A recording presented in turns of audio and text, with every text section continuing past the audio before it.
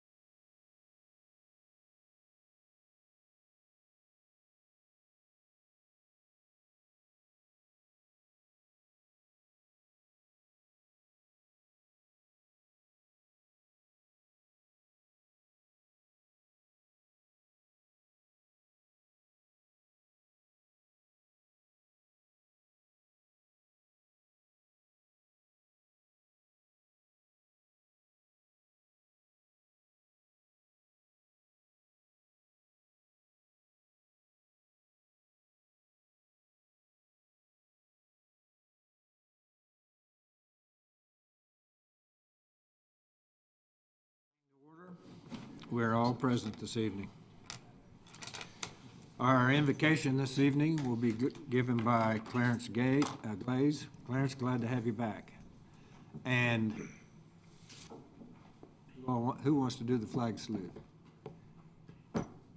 Colonel Mendoza, how about you doing the flag salute? Sir. We'll put you to work. Clarence, thank you for being here. Please join me in prayer this evening. Father, we're thankful today we can come to your presence. Thank you for giving us audience tonight to give you praise and glory and honor.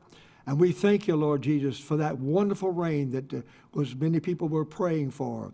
Tonight, Lord, in this place here, we thank you that we're living in a city which allows us, of the Ministerial Alliance, to be able to pray before their meeting.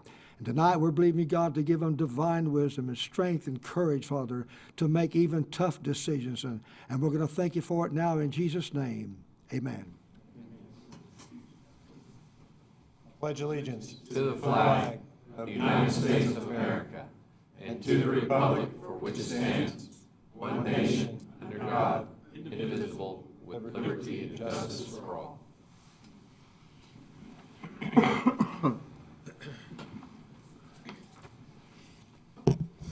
Item 4, consider approval of minutes of the regular commission meeting of January the 22nd, 2015. Move to approve. I'll second. Motion by Aaron, I'll second. Rodney. Please cast your vote. Motion carries 7-0. Under item 5, awards, presentations, proclamations, and organizational business. Item 5.1, present the pet available for adoption at the city animal shelter.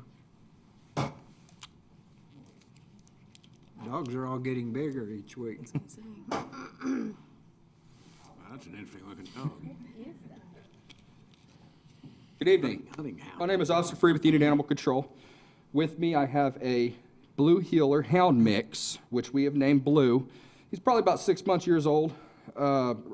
old, excuse me. And he is available for adoption right now. He is at Pen 19.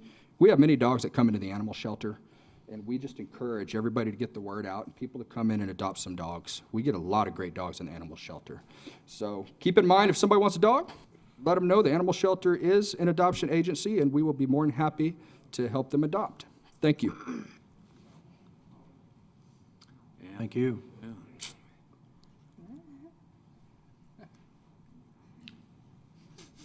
Some noise too. We'll now go to item 5.2, Advanced Development Authority update by Mike Cooper.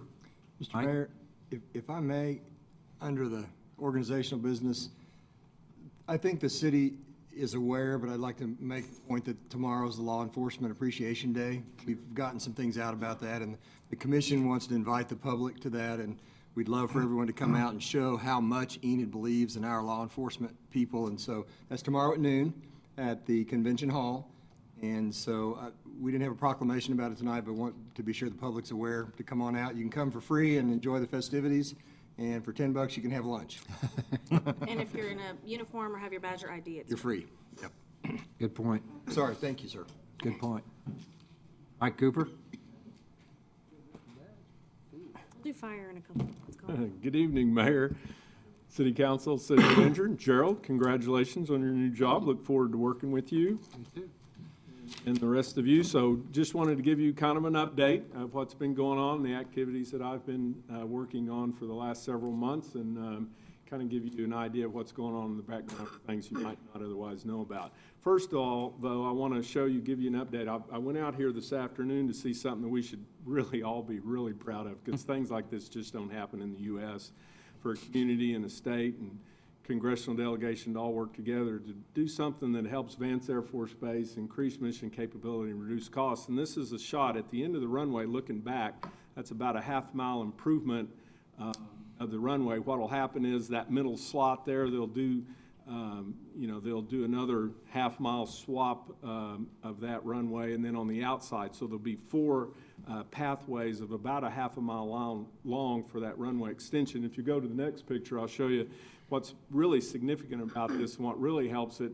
That, again, is standing at the end of the runway, standing out the end. Again, this is looking back towards the terminal building. Again, that's about another half mile of taxiway. So what'll happen is they'll be able to land on the runway, come off, there'll be a road that'll go connect to this, and then another half mile all the way back to the terminal. Again, it couldn't be a better improvement. The timing for all of this to be done, I think you'll see, unless we have bad weather, the total concrete and all that work will be done on the taxiway and runway about 30 to 45 days. And then after that, probably May, June timeframe, you'll see the nav aids and lights that they have to move from where they're currently at and move them out.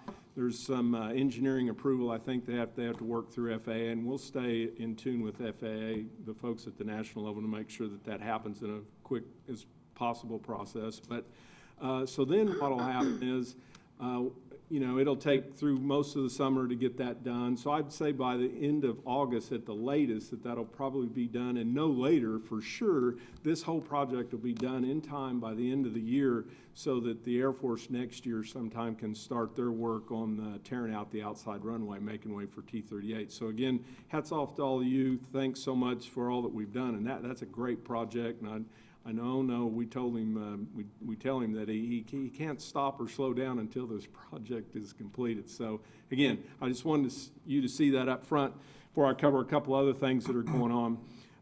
As always, between our community-based relationship, our key thing is stay connected to the leadership out here to make sure we understand key issues and problems that may come up impacting the mission advance.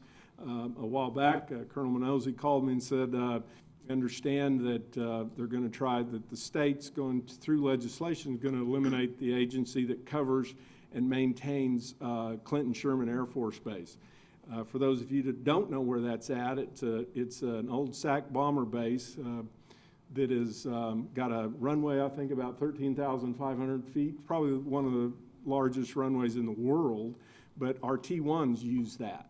If we were not able to use that, they would have to go somewhere else that would fly away from here, that would cost them a lot of money, increase their costs for mission. So he let me know that, and so I got with the leadership in the House and Senate. There was a bill out there to eliminate a lot of agencies because they're looking at budget cuts, as you guys are looking to reduce costs as well. However, this one, OSIDA, I think it's called Oklahoma Space Industrial Development Authority, which is the spaceport and all other things that go on at that base, which there's not very many. But one of the things that's very critical, Vance uses it, Altus Air Force Base will use it a lot more now that they have the KC-46 tanker once that comes online. So we're able to work with the legislative leaders to take that out because it's so critical. So I would not have known about that otherwise, as it might have got too far along in legislation. So Patrick Anderson was very helpful in that. So that's why we always have this open communication. Then we make sure that we get it in the hands of the folks that can make sure that that's taken care of. Another thing that happened a few months ago, some of you guys may have known this, but also wing leadership let me know about some wind turbine development out west, which was in the low level. You would think, 100 miles from here, that why would that be a negative problem? Well, anyway, they let us know. We were able to bring the folks from the wind energy company that was developing that here. They looked and saw where the issue and problem were, and then they were able to move to not negatively impact that. Now, a few years ago, we'd created legislation that helped us somewhat to protect the training routes and training ranges in the state. However, it's not as good as we want it, so you'll see us come back with language this year that how many ever hundreds of thousands of square miles there are in the state of Oklahoma, when someone's building a structure that's over 300 foot in the state, whether it's a wind turbine, a tower, or otherwise, then before it can be done, that when the FAA says it needs more study or look to not negatively impact the military, it comes through the Military Planning Commission, which is me, and then we would refer those directly to the Air Force, which is them, and they can, you would think that would be very cumbersome and very hard. However, as Colonel Minozzi could tell you, they actually can do that fairly quickly by looking at the maps and things, and most of the people that are doing development in the state of Oklahoma don't really want to negatively impact the military. And it isn't just Vance, it's of course Tinker and Altus and the others, and the Guard as well. But so you'll see us have legislation this next session to do that. Also, the tower, I know that the tower is a project that's been going on for quite some time. I know that the date keeps sliding, but there are a lot of things that near the end that I know have to be made correct. So, I know the Air Force and their folks, their leadership are making sure that that gets done correctly now that we're near the end. So I think probably summertime, sometime in that area, July, August sometime. So we're hopeful about that. I keep telling them, this is the wing commander that's going to be noted for getting that tower done. And so I'm hopeful that our current wing commander is that person. However, I think, and I keep telling them this, we will have our runway done before they get their tower finished. So that's good for us. One other thing, my efforts, with the National Association of Defense Communities, through that effort, we're able to work with the Office of Economic Adjustment, which is the Defense Department's agency that works directly with communities and state for negative or positive impact from BRAC, whether it's closure or not. This last year, they had monies available called industry adjustment grants to allow some states. They handed out less than a handful of $1 million grants, allowing states to look at not the impact of what the military installations are, but what is the defense industry that supports our defense industry in the state, like all of the bases in the state, but also the Guard and Reserve, because it's very large. It's approximately $10 billion annual economic impact just of those facilities, but not the amount of impact that the industries that support that. For example, you can imagine how much jet fuel all of our Air Force bases may use. Well, this study will look at all of those things that impact all of our installations, and so they'll be able to tell us what happens if part of it or all of that mission goes away, the negative impact of that, whether part of the mission goes away or all of the mission goes away from a closure. The other thing that it's going to do, it's going to look at all of the things that we have available to us in the state of Oklahoma that support the installations currently, but what could we do better, or what could we do to allow our industries, our Guard and Reserve and or our military installations grow and expand. So there's going to be two parts of that. What happens if we lose things? What's the cost? But also, what can we do to make our installations grow? So I was able to work with OEA. We got a $1 million grant. OSU Tech out of Okmulgee is going to do that. It'll take them about 2 years, about 18 months to do this study. So there'll be the first $1 million, and then what will happen is they'll get about another $1.5 million to implement some of the suggestions that come on after that. So, and again, there were like 3 states that got it, and I would say that I think it was Florida, Oklahoma, and Massachusetts. So anyway, that's one thing that we had going on. Of course, as you know, I continue to follow all of the activities at the federal level and at the state level that have to do something with the budget or sequestration or otherwise, because that impacts either whether they are going to have a BRAC or they're not going to have a BRAC. But really, right now, it's not about that, because I don't think that you'll see that Congress will approve a BRAC. It'll be more, what are the military services going to do outside of that with the budget restraints that they have. So that's when they'll start moving to swarm basing or eliminating certain functions that they do. Currently now, I'm not sure the exact date of the Air Force, but I know the Army is going to come out in June, probably the middle of June, with all their recommendations of what they're going to do on reduction of force, reduction of missions at their facilities. So I'll continue to follow that as well and to make suggestions what we need to do or not. But in the meantime, Oklahoma's always done, and that's why we haven't been impacted negatively, is because we do things like this runway here, where we are the ones that are working with them to increase mission capability and reduce costs, and we're also not waiting to do that when we're at risk. So the other one last thing, at the state level, we're planning our, for what the budget's going to have. It looks like the budgets will be down. I think you'll see that this governor will make sure that the Military Planning Commission will still be allocated at least $1.5 million this year, I think, maybe a little more, to be utilized, as you know, among the different communities that surround their bases. And that's the way we've been able to assist, one of the ways we've been able to assist with this project. So the way that works, we sit I've met with wing leadership a time or so to understand what maybe their next priority projects are. Have Advanced Development Authority meeting tomorrow. We'll kind of then link up with what the priorities for the city and the suggestions that they have and what we do going forward, or we do continue assisting with this project till it's complete. So with that, unless there's any questions, that's kind of my report. Any questions? Thank you. Thank you, Mike. Thank you.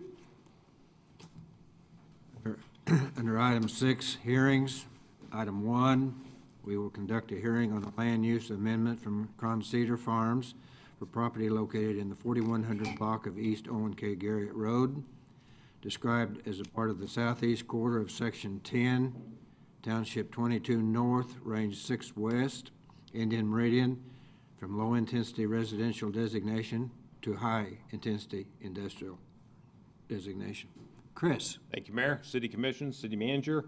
This project is just right out at 42nd and Garrett. This is a little bit larger picture of it. 42nd there is to my right, which would be your left. The area being considered this evening is outlined in yellow. This part of it's a companion to the following, which is the rezoning. This first piece is we're looking at changing the land use from low-intensity residential to high-intensity industrial. And when we do that, we look at road access, water, and sewer. And you can see that sewer is delineated there in two places, in 42nd in green. It is also in green below to the south of the site, so there's the opportunity to extend that utility to the area in question. Water is also in 42nd, and it's also in Market. And we know that the Loves Project is bringing the water line from Chestnut down south of underneath Garrett to connect there next to Pilot, so that improves our overall water system in that area as well. Planning Commission looked at this. It's their recommendation to approve. Are there any questions for staff? This is a hearing. There may be others that wish to speak. I don't know. We don't have anyone signed up. Okay. Go to item 2. Conduct a hearing rezoning property for Cron Cedar Farms located at in the 4100 block of East Owen K. Garrett Road, described as a part of the southeast quarter of Section 10, Township 22 North, Range 6 West, Indian Meridian, from R1 Residential Estate District to I2 Light Industrial District. Chris? This is the companion piece to the land use. This would rezone it, and what this slide shows you is what the zoning is surrounding the property. To the east and south is primarily industrial, with a little bit of commercial there at 42nd and Garrett. And the Planning Commission also recommended approval on this one. Are there any questions?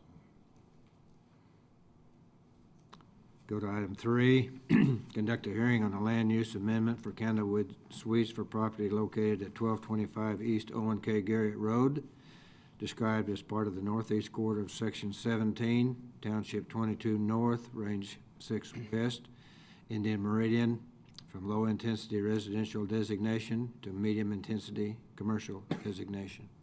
Thank you. This is very much like the Cron Cedar Farms presentation we just looked at. The site in area is outlined in yellow. It does have direct access on Garrett and also has direct access on 13th. 13th Street is a little hard to see.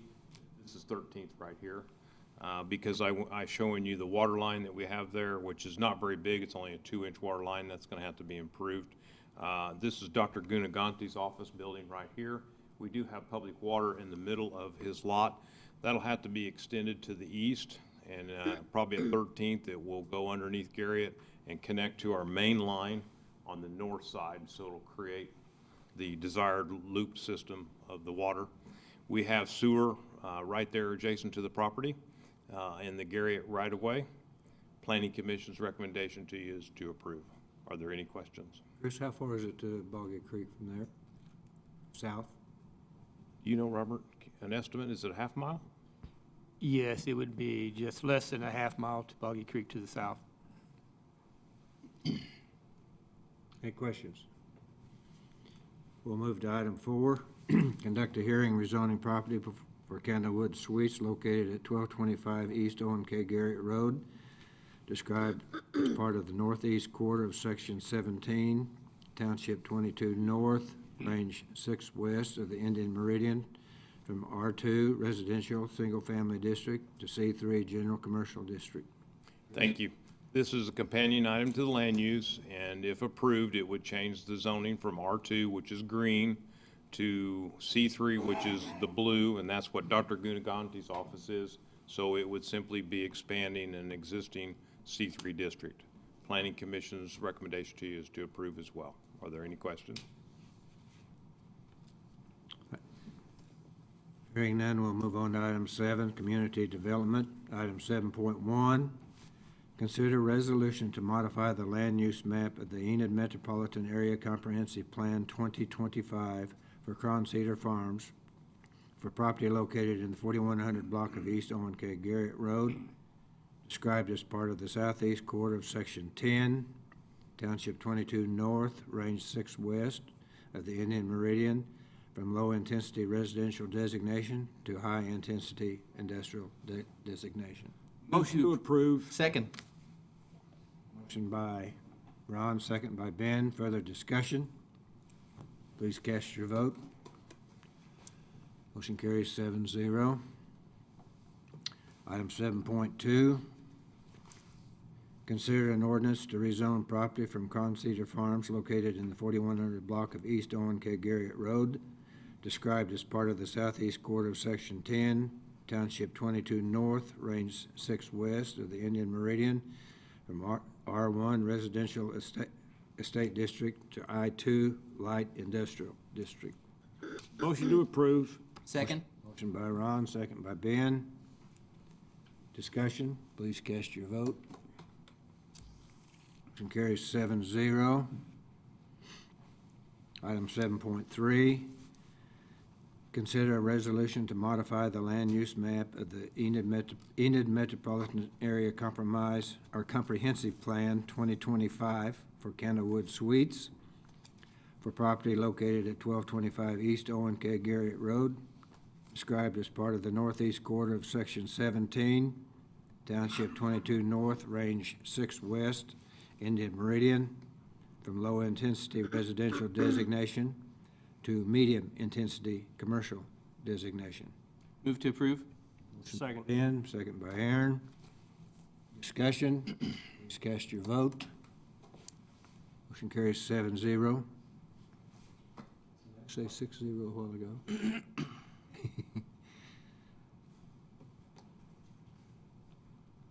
With item 4, 7.4, consider an ordinance to rezone property from Candlewood Suites located at 1225 East Owen K. Garrett Road, described as part of the northeast quarter of Section 17, Township 22 North, Range 6 West, Indian Meridian, from R2 Residential Single Family District to C3 General Commercial District. Motion to approve. Motion by Aaron, Second. second by Ben. Further discussion? Please cast your vote. Motion carries 7-0. 7.3. Okay.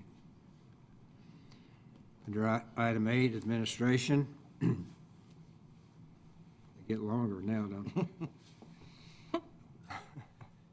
Item 8.1, an ordinance amending the Enid Municipal Code 2014, Section 2-6B-4, to add an ambulance vehicle permit fee, increase the ambulance driver's license fee, and add an ambulance attendant's license fee, repealing Sections 3-8-1 through 3-8-13, creating Sections 3-8-1 through 3-8-11, to provide regulations for ambulance service, including definition, adoption of Oklahoma rules and regulations, general operating regulations, standards for vehicles and equipment, insurance, rates and charges, staffing, number of licenses, dispatching and procedure, use of emergency warning devices, central place of business, and termination of service. Repealing sections 3-8A-1 through 3-8A-7. Creating sections 3-8A-1 through 3-8A-8 to provide qualifications, licensing procedure, and additional regulations for ambulance services. Repealing sections 3-8B-1 through 3-8B-4. Creating sections 3-8B-1 through 3-8B-6 to provide the permitting requirements and procedures for ambulance vehicles. Repealing sections 3-8C-1 through 3-8C-9, creating sections 3-8C-1 through 3-8C-7 to provide qualifications, licensing procedure, and additional regulations for ambulance drivers and attendants. Mayor, I'd like to request that we table this item because it was still being rewritten late this afternoon, and I don't feel like we've had adequate time to read and make a decision on this particular ordinance. And I'll second that. I received the last version of this ordinance at 4:19, and I just don't think I understand that David and Aaron were working with Andrea throughout the day and perhaps working with other folks, but I don't think I can ethically vote on an ordinance which I have had no opportunity to read the most recent version of. Rushing through things just makes us more likely to lead to errors by virtue of rush, and I don't think there is any pressing concern that we have to do this tonight. I know we've been working on this for a while. I appreciate all that, but I can't vote on an ordinance that I haven't read through.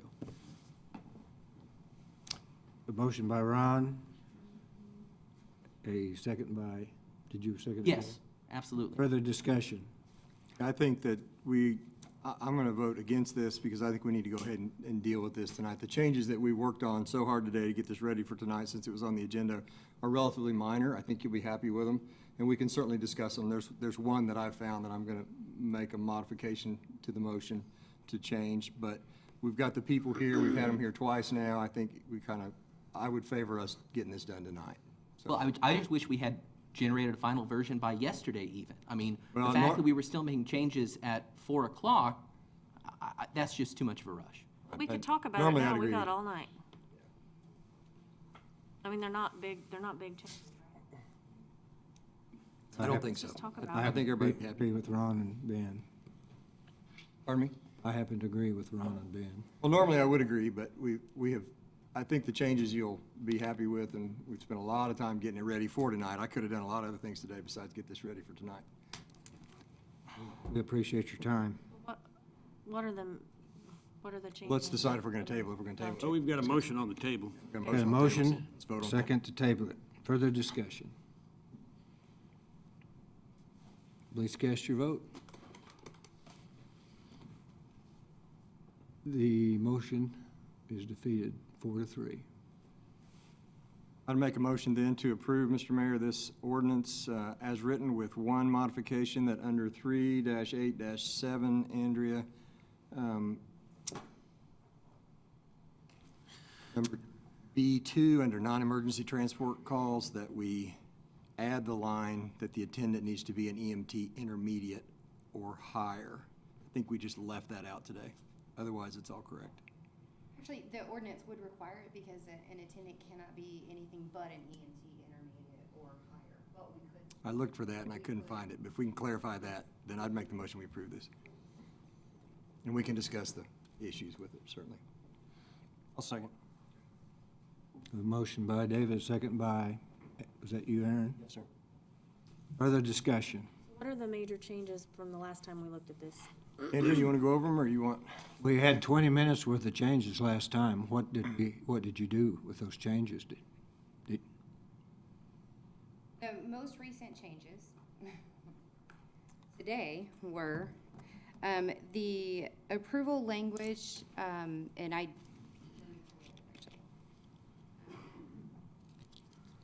in 3-8A.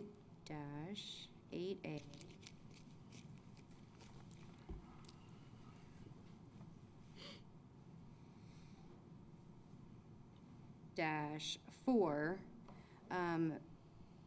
was returned to almost the identical language that it was 2 weeks ago. 2 weeks ago, I had language in there. There was a lot of discussion about it might be difficult to interpret, or it might be difficult to Andrea, would you go ahead and tell us what you're talking about? 3-8A-4 is the public hearing. And that is where an applicant for an ambulance license would come before the commission for a hearing. And I had language in there that expanded on the elements that an applicant would have to meet, and that language was removed, just based on comments, and then we put almost the identical language back in there. So that was one of the last-minute changes today. So we changed it and then we put it back? Yes. Okay. Yeah, and in her defense, that was mostly my confusion, Ron. Okay, So well, I'm just trying to get straight what we're talking about. And And- if I can help you out, Yes. some of the issues that we dealt with the last time, some of my concerns were about the vehicle age and maintenance. You and I kind of discussed that. The way this is written, we took the language out about specific number of miles and specific year, how old the ambulances could be. But we covered that with adding a paragraph you'll see in here that says that any time they have a breakdown while on emergency transport that requires coming and getting the patient in another ambulance, or if it delays it more than 15 minutes, they have to file a report with the city, and then we will take a look at those at the renewal, and if they're having a lot of breakdowns and problems, we can deal with it from that standpoint. So that was one change that we talked about.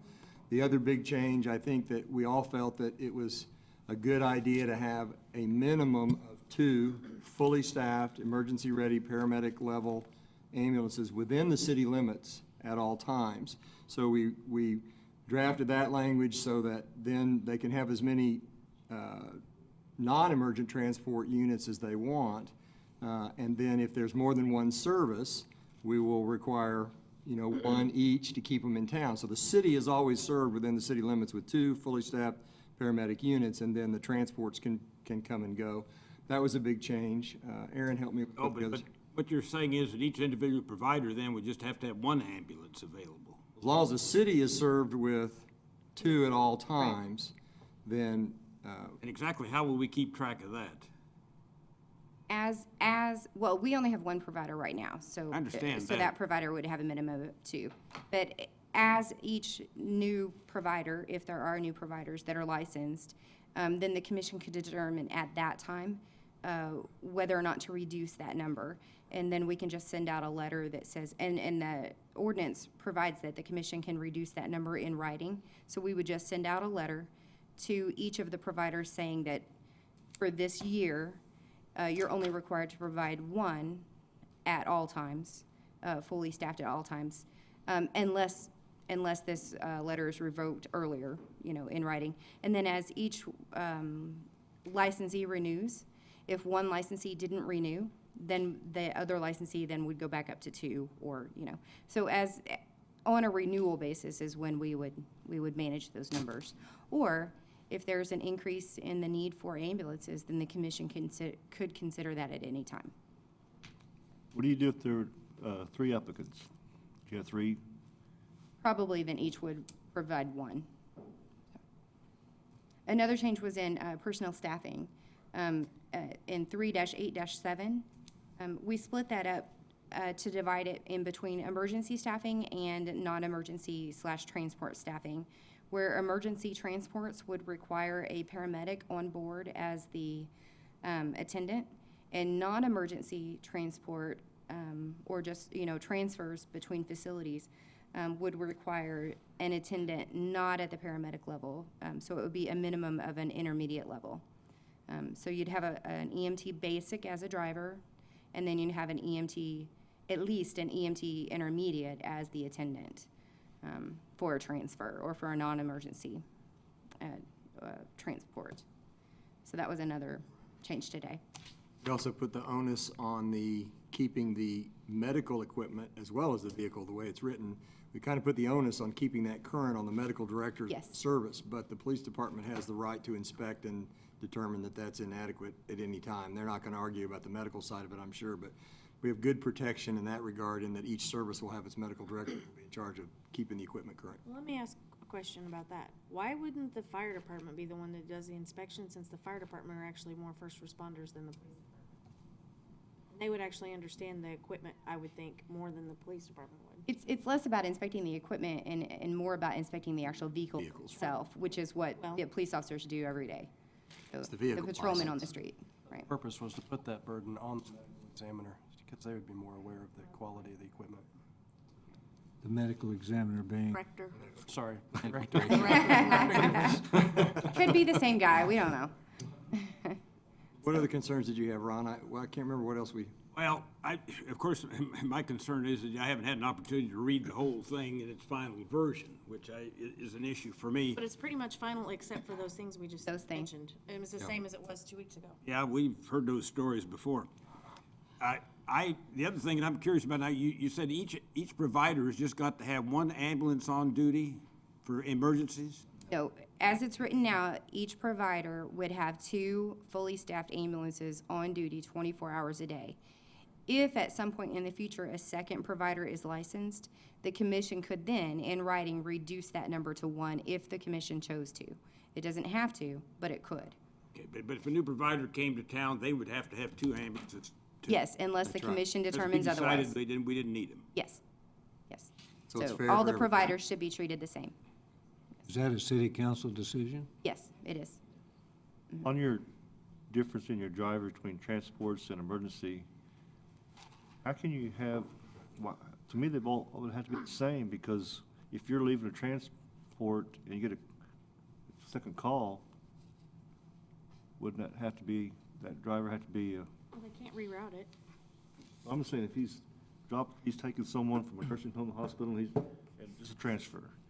Rodney, And- I think the purpose of that, if you don't mind, Andrea, the paramedic level people need to be more dedicated to emergency availability. So this would give the service provider a second layer of staff available for just transports. So he would be able to say, okay, you're gonna work from 10 a.m. to 10 p.m. and only do transports that are not priority one. So that offers a separate layer of benefit to the community. So you're not taking one of the paramedic level ambulances out of service to take a transport to Oklahoma City. Right, but I'm just saying that the need of 2 ambulances at one time. And those 2 still stay in the city limits. But while that it's- one driver won't have to be No, that's, qualified. they're separate. Because the one for transports is not included in the 2 24-hour That's right. ambulances, Right, right? right. So it's That's right. actually, Yeah. they'd have the 2 that are on call all the time for emergencies. The transport would be a third or additional. So it'd be a separate. third then? Right. Okay, yes. that's, Or that's, fifth, or however that's, many, yeah, it's that not, explains it it's then. not part I of thought it the, was just talking about 2 ambulances. it's on not If there- part of the 2 emergencies. Okay. Right, if there's That's- if there's an ambulance responding to an emergency call, it's gonna have to have a paramedic on board. Okay, that cleared Yes. that up. Thank you. Tell me again, who oversees all this? The police department? Well, it depends on Who's what the- part of who- it. The medical director that's, Who's the medical director? well, each ambulance service has its own medical director. And that is, they have a doctor selected and all of that is done through the state. And so the medical director oversees a whole lot of this already. If there's a vehicle that the police department, or if the commission, sees an ambulance that, looks raggedy driving down the street, they could always call Brian and say, hey, could you have one of your officers check out this ambulance? And then the police department can go check an ambulance at any time. Now, the firemen are often gonna keep tabs on, how long did it take, an ambulance to arrive? There was, Next question. someone in cardiac arrest, and there should have been an ambulance there within 8 minutes, 59 seconds, and instead they arrived there in 13 minutes. So the fire department keeps tabs on that, and they're gonna be reporting on that. And then the ambulance service itself is responsible for those reports as well, so. What do we do with the financial statement requirements? A current financial statement is required at the time of application. Reduce that from One 5. time? Just one time. One time. Reduce it from 5 years to just a current financial at time of application. And really, it was a toss-up between that or requiring certain mechanics around the vehicles. And felt like they kind of went hand in hand. If you have a strong balance sheet, then you're probably going to have better vehicles. So I felt comfortable with 1 year, and I gave in. David was willing to compromise on that point. Who makes that determination? The city council? City Commission does, yes. City commission? And that's down in the public Why wouldn't hearing. that fall under the city of Enid? You are the City of Enid. City of Enid staff and administration. The ambulance license is granted by the commission, not by the city. That falls down in the public hearing piece, and what she was talking about earlier, the reason that we had the confusion is we were hoping to make it less specific, but then once we realized we had things such as a financial statement, then we need to either be able to approve or deny that license based on their financial ability. By taking the language out, then we were not given the opportunity to deny or approve based on those items. And so we had, and you can add more color if you'd like to, but we had criteria in there that we were asking for, yet we weren't given the authority to make a decision based on those elements. And so we had to kind of rewrite that last public hearing bit. I have one more question. Did you leave the language in where we can contact the city where they were previously domiciled? Yes. We can contact them? You can, yes, you can always contact the city, yeah. And there Now, is if they're a. starting up new, that's different, but if they're No. coming from somewhere else. That wasn't changed. 3 letters of reference and the letter from the head official at the city where they used to be, all that's still there. What I read is it wasn't changed, but I didn't see the changes that were made since I read it. That's still there, just as it was. I think the other point of contention was the insurance. I had an issue with that, but I've been provided with documents that it is national standard to be at the $1 million level, so there's no objection there. It stays as it was written also. When would this ordinance go into effect?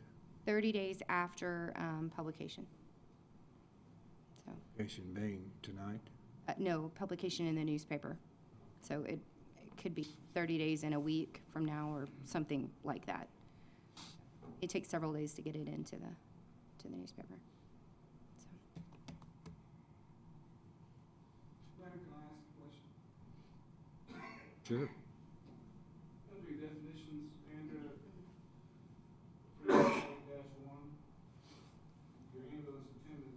Okay.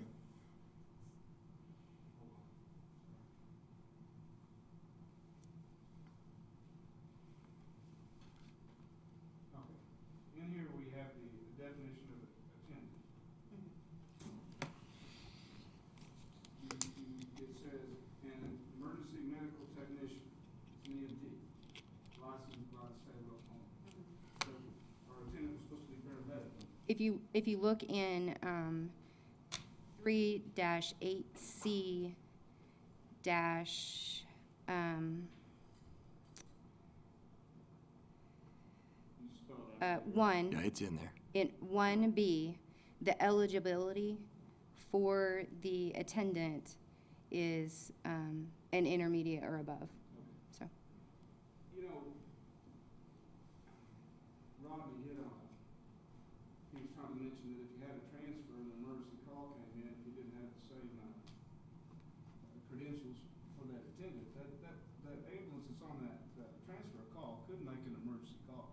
I'm not sure the requirements for every ambulance shouldn't be that the attendant is a paramedic. I don't know that an ambulance service can just dedicate one ambulance for all they're gonna be doing is transfers.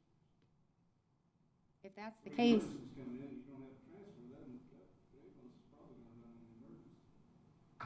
if that's the case, then a paramedic better meet them at the scene. That'd be what, Andrea? Said if that's the case, then a paramedic better meet them at the scene.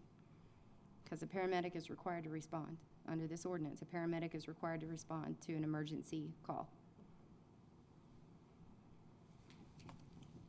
Because I mean, and I can see that happen. But if an ambulance arrives and transports a patient without a paramedic in an emergency situation, they're gonna be in violation of this ordinance. Yeah, but if an ambulance pulls up on a wreck, that's where my point is. A transfer ambulance pulls up on a wreck, and he's first one there, they gotta help. Yeah, and we can't penalize them for doing that, because as a first responder, they have to do that.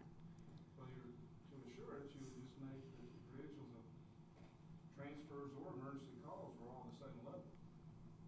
I think in reality, that's what happens. I mean, I don't think you can dedicate an ambulance out there if you already have 2 emergency calls and 2 ambulances on, and you have one in the middle of a transfer, and another emergency call comes up. I think that transfer ambulance is gonna respond to that emergency, or I hope it will. Well, currently, the situation you're describing doesn't occur in town because we only have that 3rd ambulance for a limited period of time during the day, and the rest of the time we have 2 units. Has that been a problem? Have we had calls where we need 3 paramedic level ambulances at the same time on a frequent basis? I'm gonna let Jimmy answer that question because a lot of it does concern us his staffing level at the time. If he's staffed to that level, we have, no, let him answer that question because I don't know the personnel that he has on his ambulance. I think that the intent here, and I think the data, is that this ordinance will, the practical result of this, it actually steps it up a little bit. I think it's going to make the burden on Jimmy more because now he's, the Life Ambulance Service, not Mr. Johnson, it's going to require for them to have 2 fully staffed paramedic units available in this city limits at all times, regardless of the transport. The transport's another issue. Those people will be doing, there may be 2 or 3 of them if he needs that many to make those transfers. And some of those transfers actually will require paramedic level, and that's going to just require some judgment on their part. If we're moving ventilator patients from Bass to Oklahoma City, we can't necessarily send an intermediate. They'll have to make that judgment. But a lot of just the nursing home transfer things, they're just going to be moving people back and forth, and the intermediate level I thought was appropriate for that. But the intent here is to have two fully staffed units available to you and the police, to this community at all times, and I think that's a step up from what we have. I understand your concern, but I'm not quite, we can dream up 40 scenarios where we may just we could run out of fire trucks on any given day, but I think this is pretty well covers us, Joe. I'm comfortable with it. David, are the transfers basically to Oklahoma City, Tulsa, or Wichita? Oh, lots of them are between hospitals. We move patients between St. Mary's and the rehab center and Bass all day long, and that's a needed function, and that's outside the emergency. So yeah, there's a lot of that. And probably nursing homes too. There's an awful lot of that, but there are intercity transfers to Tulsa and Wichita and whatnot, so we kind of have to cover all of that. Oh, I think you've done great work on it. Well, Andrew did all the work. We just kind of helped. It's been a lot of work, but this is a great ordinance. I think it's something we'll find something in the next year that some unintended consequence, and we'll have to tweak it. If it doesn't work, we can fix it. We can change it, but it gives the commission a lot of discretion on the renewals each year and the number of services. We can, in fact, if the part about being able to bid for a sole provider, if this commission's desire is to just say, we're gonna have one provider and we're gonna bid it out and that's it, we have that discretion. So it gives us a lot of latitude. Andrea, you've done a really good job with it. Thank you. Well, I would modify my motion then to remove that amendment based on what she said. I would just move that we approve this as it is, because I think that intermediate thing is covered. I'll second. Motion by David, and do you have the amendment? Taking the amendment out.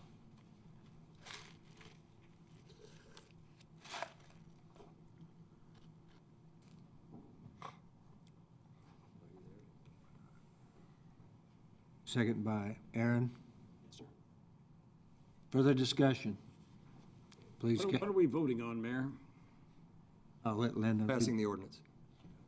I'll let Linda. What was the discussion about the amendment then? Well, initially, I thought that the intermediate wasn't covered in the attendant portion of non-emergency transfers, but Andrea has assured me that that's covered, so I'm fine.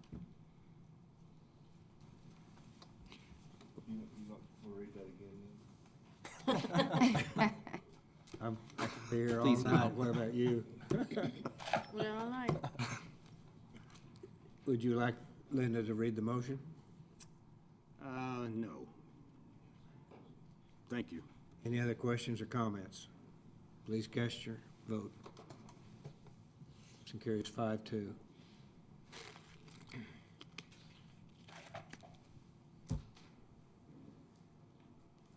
Item 8.2,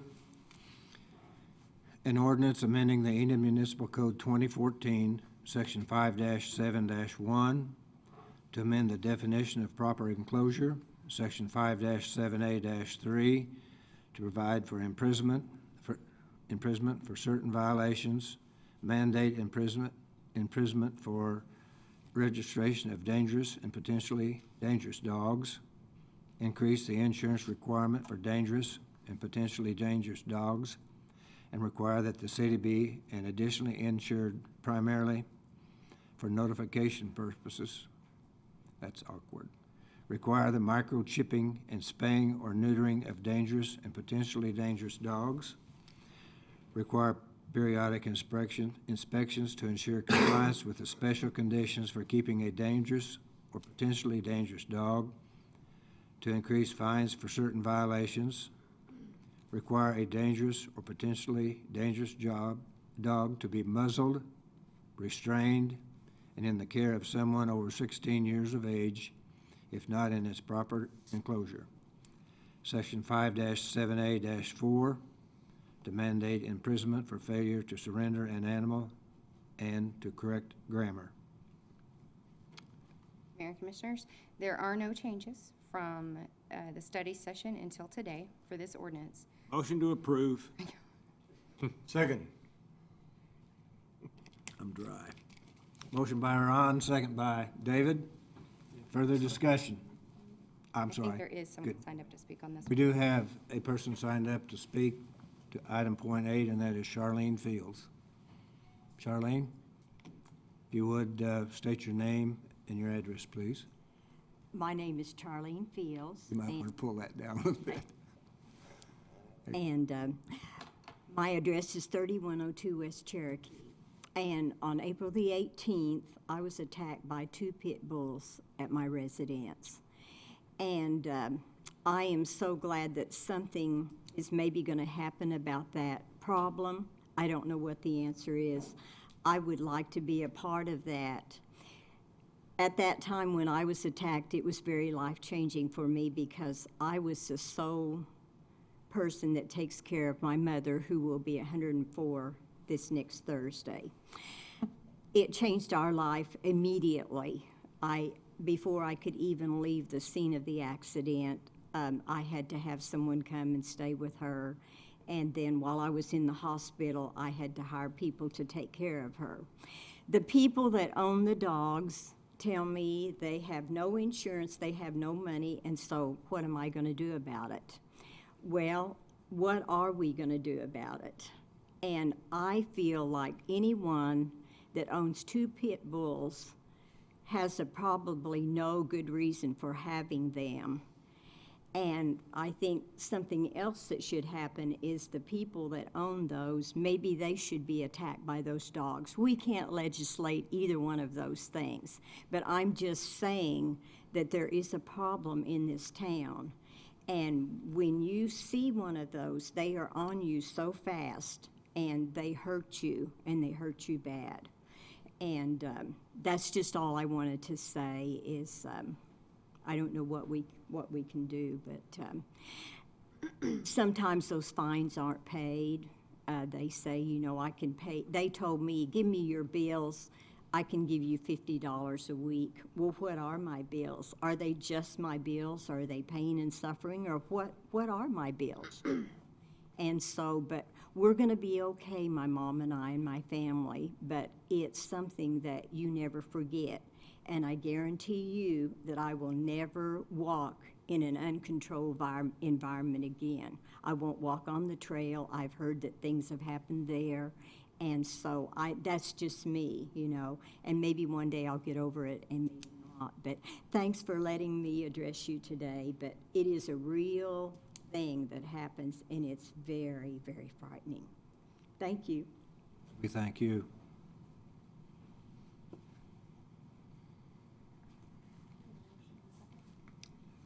We have a motion in a second. Further discussion, comments? Please cast your vote. Motion carries 7-0. Stay on top of it. Item 8.3, consider a resolution to support the designation of the Chisholm and Great Western Trails as part of the National Historic Trails System. Move to Motion to approve. approve. Second. Want to let Bob Let's go ahead talk? and read the, Oh, sure, yeah, no, absolutely. And we have a resolution. Oh, we have a resolution, it's not on. Okay, we have a. Well, proclamation too, I guess. Mr. Clemmy, I want to give that to you as your copy.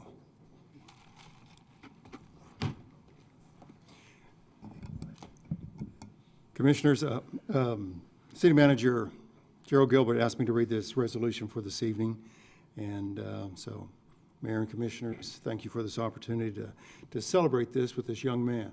So, a resolution declaring the City of Enid's support of the designation of the Chisholm Trail as a National Historic Trail and proclaiming the city's support of the Oklahoma Historical Society's mission to collect, preserve, and share the history of the great state of Oklahoma. Whereas after the Civil War, cattle was plentiful in the South, while markets in the North and East were in need of beef. Whereas the Chisholm Trail, also known as the Abilene Trail, was created to drive the cattle north from Texas through Oklahoma all the way to Kansas, where the cattle could be shipped via railroad further north and east. Whereas the Chisholm Trail soon became the main route to drive cattle from Texas to the railhead in Kansas, with as many as 5 million cattle making that journey over the years. And whereas Oklahoma historian Bob Clemmy of Enid, Oklahoma, personally took on the task of marking every section line that the Chisholm Trail crosses in Oklahoma. And whereas Mr. Clemmy's work included 7 years of dedication and 400 signposts, setting concrete markers from the Kansas border to the Red River. And whereas the City of Enid, along with other communities along the Chisholm Trail, look forward to having the United States Congress implement the National Trail designation in 2017 in time for the 150th anniversary of the Chisholm Trail. Now, therefore, the Mayor and the Board of Commissioners of the City of Enid, Oklahoma, proudly declare the city's support of the designation of the Chisholm Trail as a Chisholm Trail National Historic Trail as part of the National Trail System, and proclaim the city's support of the Oklahoma Historical Society mission to collect, preserve, and again share the history of the great state of Oklahoma this third day of February 2015. Mr. Clemmy, the commission behind you here and the mayor with you support you in this resolution. Congratulations. Thank you. Thank you for your work.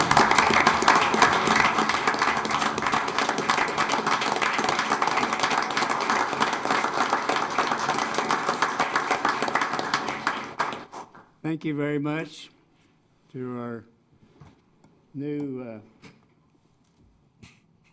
city manager and the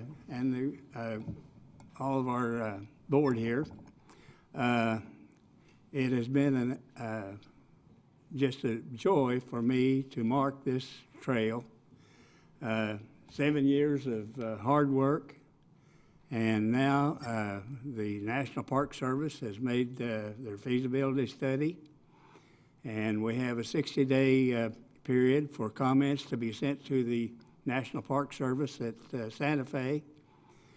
At the end of the 60 days, all of the letters and so forth they receive will be attached to their feasibility study, sent back to Washington, D.C., and the Congress is the one that makes the final decision as to whether we get the designation of National Historic Trail. And see, all of the present National Historic Trails run east and west. The Santa Fe, the Pony Express, the California, the Mormon trails, and we have no north and south historic trails. And I think it's about time that we do get that designation, and it'll mean a great deal to our community. All of the 3 states, Kansas, Oklahoma, and Texas. But not only that, it'll be a benefit to the whole United States and the world. The press release that was put out by the Oklahoma Historical Society was not only sent to people in the United States, but is also in Europe. And so everybody write out to the National Park Service at Santa Fe and tell them that you are for this designation. And also, it's not mentioned there, but the Abilene, or the Great Western Trail is also a part of this effort, and it deserves to receive the designation also. Again, thank all of you, and happy trails.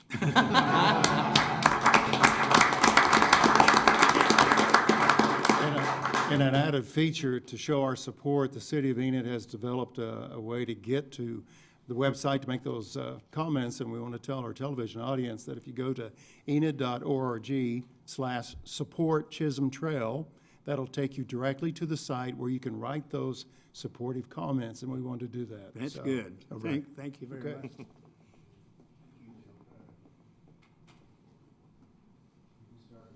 Can we vote on it now? Can we vote on this?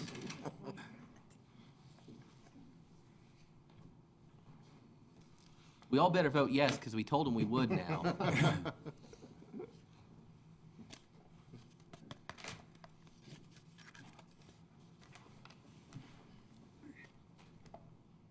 Again, Bob, good job. You have a motion and a second on that resolution? We do? Sure. Please cast your vote. Motion carries 7-0. Item 9, consent items. Move to approve. Before I ask for a second, we need to pull one item, Ben. Okay. Item 9.5. Move to approve everything but 9.5. Motion to approve everything but 9.5. Second. Second by Ron. Please cast your vote. Motion carries 7-0. I will let you. David, you are the Mayor Pro Tem this 6 month. Mayor has recused himself from 9.5. It is consider and approve a request from Central National Bank to create a loading zone in the 100 block North Adams adjacent to the bank. Do I hear a motion for approval? Motion to approve. Second. Hearing a motion and a second, please cast your votes. Motion is approved, 7-0. Action. Mayor, you may return. 6-0. 6-0. 6-0, Linda got it right. I'm sure he's for it.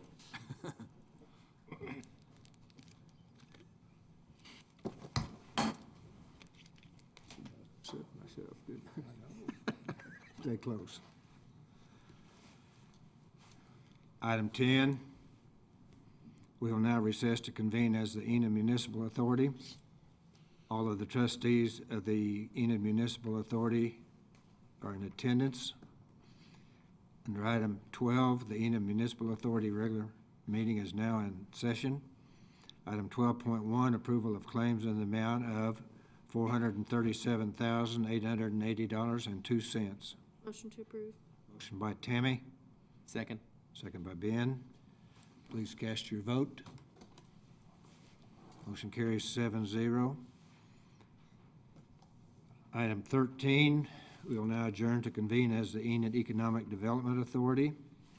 All of the trustees of the Enid Economic Development Authority are present at the regular meeting. The Enid Economic Development Authority regular meeting is now in session. Item 15.1, approval of claims in the amount of $242,651.30. Move to approve. Motion by Ben, Second. second by Aaron. Please cast your vote. Motion carries 7-0. We will now adjourn to reconvene as the Enid City Commission. Under item 17, public discussion. There is no one signed up. I will entertain a motion to adjourn. So moved. Motion by Tammy, Second. second by Rodney. Please cast your vote. Motion carries 7-0. We are adjourned.